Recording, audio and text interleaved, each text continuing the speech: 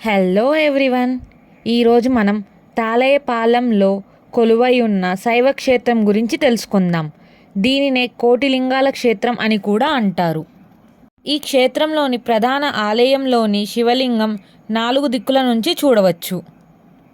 ఈ ప్రధాన ఆలయంలో 12 జ్యోతిర్లింగాలు మునులు దర్శనమిస్తారు.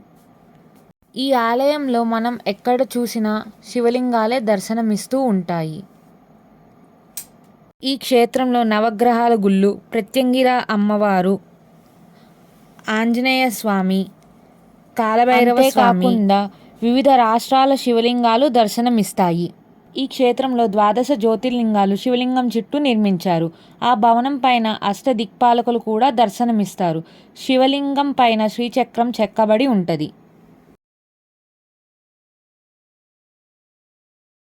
శ్రీ మేధా సరస్వతీదేవి మందిరము, వినాయకుడి మందిరము కూడా మనకు కనిపిస్తుంది. ఈ క్షేత్రంలో మరో ప్రత్యేకత ఏమిటంటే 27 కేజీల బంగారు శివలింగం మనకు దర్శనమిస్తుంది. ఈ క్షేత్రంలో పంచలోహలింగం, స్ఫటికలింగం, మరకతమణిలింగం, కోటి రుద్రాక్షలింగం, రత్నలింగం, ఆత్మలింగం ఇలా ఎన్నో ఉన్నాయి. అందులో ఆత్మలింగ దర్శనం ప్రతి సంవత్సరం మహాశివరాత్రి రోజు ఉంటుంది. దానితో పాటు బాబా, అయ్యప్ప స్వామి కూడా మనకు దర్శనమిస్తారు. ఈ క్షేత్రంలో ఎన్నో పెద్ద పెద్ద విగ్రహాలు కూడా మనకు దర్శనం విజయవాడ కరకట్ట రోడ్డు మీదుగా రావచ్చు.